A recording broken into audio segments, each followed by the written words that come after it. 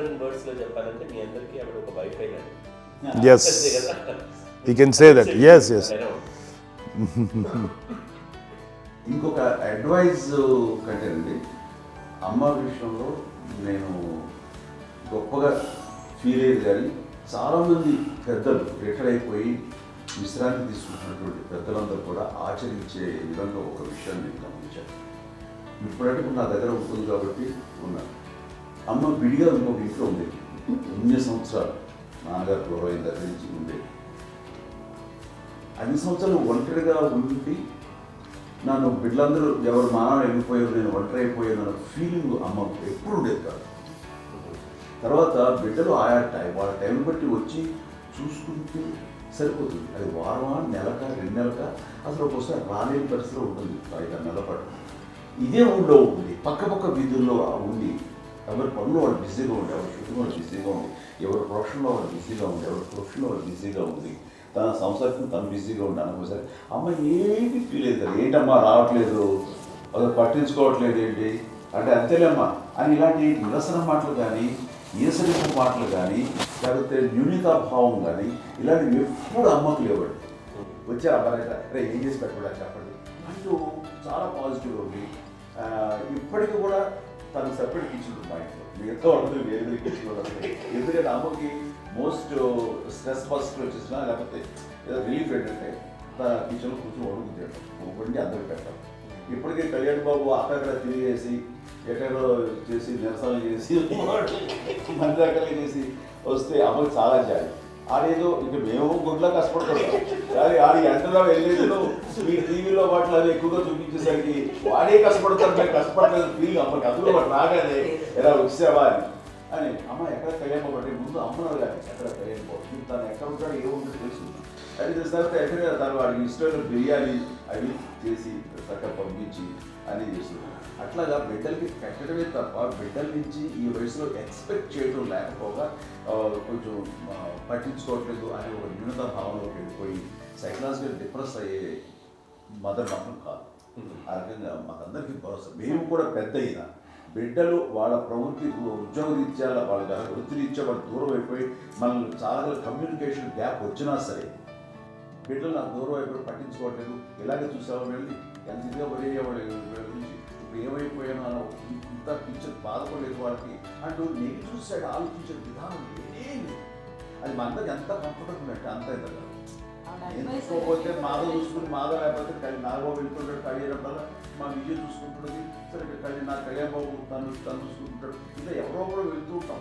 But అమ్మ మాత్రం అది వెరీ గుడ్ హెల్దీ. నేను చాలా తల్లిదండ్రులు చూశాను, వాళ్ళు చాలా ఇదిగా ఉంటారు, పట్టించుకోవడం మేము అర్థం చేసుకోగలం కానీ పట్టించుకోవాలి కదా అనేది ఉంటుంది. లేకపోతే ఫీల్ అవుతారు. అలా ఫీలింగ్ ఏం పైగా బిడ్డలు వస్తే వాళ్ళు ఏం చేసి పెట్టాలా అనే ఆలోచన. అది వెరీ హెల్దీ. చాలామంది ఆచరించాల్సిన గొప్ప విషయం అనుకుంటాను. చిన్నప్పుడు అన్ని ఆనందాలేనా, మర్చిపోలేని దుఃఖాలు కూడా ఏవైనా ఉన్నాయా? అమ్మ చెప్పాలంటే ఓపికకి, గృహిణిగా తన బాధ్యతలు నిర్వర్తించడానికి అండ్ అన్ని రకాలుగా టేకింగ్ కేర్. దీనికి ఒక మంచి ఉదాహరణ నేను చెప్పగలను.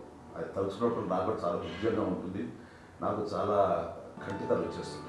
అమ్మకి మేము 5 బిడ్డలు అండ్ పురిట్లోనూ 1 year పెరుగో 2.5 years పెరుగో 3 బిడ్డలు చనిపోయారు. నాకు గుర్తెరిగి పొన్నూరులో నేను 6th class చదువుతున్నాను, 6వ తరగతి. అప్పుడు రమణ అనే ఒక అమ్మాయికి 3 years. రమణ అంటే మా ముగ్గురికి కంటే పెద్దది, మా కంటే పెద్దది, కళ్యాణ్ బాబు కంటే పెద్దది, మాకంటే మధ్యలో పిల్ల. తనకి అప్పట్లో మా నాన్నగారు ఉద్యోగం ఇచ్చారు, క్యాంప్కి వెళ్ళిపోతుండేవారు. ఏమి ఉంది నాన్న చెప్పాలంటే ఫుడ్లో కష్టపడేవారు, ఇంకా నాన్న చెప్పినట్టు కదా, నాగబాబు చెప్పినట్టు. కానీ ఇంటి బాధ్యత, ఇంటి పనులు, రోగాలు వచ్చిన రుషులు వచ్చిన హాస్పిటల్కి తీసుకెళ్ళాలన్నా ఏదైనా సరే అమ్మే పడేది.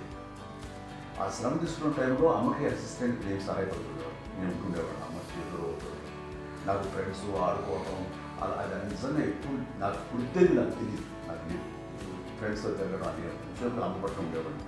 అలాంటి నేను పిల్లకి బ్రెయిన్ ఫీవర్ వచ్చింది.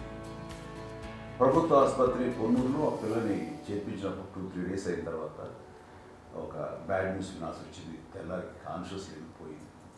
ఏం చేయాలో తెలియదు. అమ్మ వయసు చిన్నది. ఇద్దరు తీసుకుని ఆ బిడ్డని నేను ఒళ్ళో పెట్టుకుని శవాన్ని డెడ్ బాడీ రిక్షాలో ఇంటికి ఇప్పటికీ నాకు గుర్తు ఆ విజువల్స్. అని నాన్నకి తెలియదు ఏ విషయం. నాన్న ఎప్పుడు వస్తారో తెలియదు, ఎలా కమ్యూనికేట్ చేయాలో తెలియదు. అది తీసుకుని వెళ్ళిన తర్వాత ఇంట్లో పడుకోబెడుతుంటే ఏం చదివేది. చుట్టుపక్కల ముస్లిం సోదరులు ఉండేవాళ్ళు ఫ్యామిలీస్. అక్కడ మసీదు పొన్నూరు మసీదు పక్కన మా ఇంట్లో అనుకుని ఆ ఇంట్లో అందరూ వచ్చి చూసేవాళ్ళు, వాళ్ళే హెల్ప్ చేసేవాళ్ళు. ఏం చేయాలో తెలియదు. నెక్స్ట్ రిచువల్స్ ఎలా చేయాలో, కంపకం ఎలా చేయాలో తెలియదు. అందరూ చిన్నపిల్లలే. తను చిన్నది, మిగతాందరూ పసివాళ్ళే. సో అలాంటి పరిస్థితుల్లో కమ్మి వచ్చి చుట్టుపక్కల వాళ్ళు వీళ్ళు వచ్చి చేయాల్సిన కార్యక్రమాలు చేశారు. ఆ సమయం నాకు ఎక్కడో ఎవరో కమ్యూనికేట్ చేసి డిపార్ట్మెంట్ ద్వారా నాన్న వచ్చేసరికి అన్నీ అయిపోయింది. ఇప్పటికీ నాకు ఎంతగా మేము ఇలా ఎన్ని కృషిలో ఎన్నుకుంటున్నామంటే ఎలాంటి ఇది లేకుండా జాగ్రత్త అనే ఒక హెచ్చరికలాగా చేస్తూ అండ్ తనని చాలా సపోర్ట్ చేస్తాను. అండ్ ఇప్పటికే నాకు ఎంత నమ్మకం నేను ఏ నిర్ణయం తీసుకున్నా మరొక మాట. అండ్ తనకి హాస్పిటల్ అని పెద్ద ఫోబియా. నేను ఎక్కడికే వస్తాను హాస్పిటల్ మొదట రాను. ఈ మధ్యకాలంలో సరే అమ్మకు మోకాల ఆపరేషన్ జరిగింది. అమ్మను కొంత కుంటుతో బాధపడుతున్నావు. అసలు ఈ రోజున వచ్చిన మెడికల్ అడ్వాన్స్మెంట్లో నీకు అసలు ఏ బాధ తెలియకుండా మోకాల ఆపరేషన్ రీప్లేస్ చేస్తారు అని వీళ్ళందరూ చెప్పాలి భయపడతాను. ఎందుకంటే ఫస్ట్ ఎలా నాకు సపరేట్ అవుతాను ఎలా చెప్పాలి తెలియదు. ఒక్క వీళ్ళంతా కలిపి నీ మాట వింటుంది, ఎవరి మాట మీద గురి నువ్వు చెప్తే వింటుంది. సరే వెళ్ళి చెప్పాను అంతే. ఏదో నాలుగు పావు ముందు చెప్తే ఎలా అవుతున్నారా సరే ఇష్టం రా లేదులే మా ఊరికి పర్లేదు అని మళ్ళీ ఇంటికి వచ్చాక మళ్ళీ ఇంకొక తెప్పించి ఒక మిషన్ తెప్పించి మళ్ళీ టెస్ట్ చేయించి అందరూ బాగుంది ఏమి లేదు అన్న తర్వాత అప్పుడు ప్రస్తుతం పడ్డాడు. మాకు ఏదో ఉంది మామూలు టెస్ట్ చేయించాలని చెప్పి శ్రద్ధ ఎక్కువ. మీ పిల్లలకి సంగీతం డాన్స్ నేర్పించారని విన్నాం, అది నిజమేనా? తనకేమో డాన్స్ నేర్పించడం కానీ అది నేర్చుకోలేదు. నాకు వచ్చేసి ఇప్పుడు డాన్స్ స్టార్ ఎదిగారంటే అది మా పెద్ద చెల్లి విజయ కారణం. అప్పుడు తనకి 5 ఏళ్ళు, నాకు 9 ఏళ్ళు ఉంటాయి. తెలియదు 10-11 ఏళ్ళు ఉంటాయి నాకు. బాపట్లనా? సో బాపట్ల చాలా చిన్నది 5 ఏళ్ళు. నాకు ఒక 11-12 ఏళ్ళు. తను తీసుకొని గోడ మీద పెట్టుకోవడం అలా కూర్చొని చూస్తుండేవాడు. కూర్చుంటే అది నేర్చుకుంటుంది. నేను మానసికంగా నేర్చేసుకున్నాను. ఇప్పటికీ ఆ స్టెప్స్ ఏమిటి వేస్తాను అంతేంది. ఇప్పుడు దాన్ని తరబడతాయి. ఇంకోటి ఏంటమ్మా నమో నమో నాట ఎన్ని ఉన్నాయో సాంగ్స్ నేను నేర్చేస్తాను అనమాట.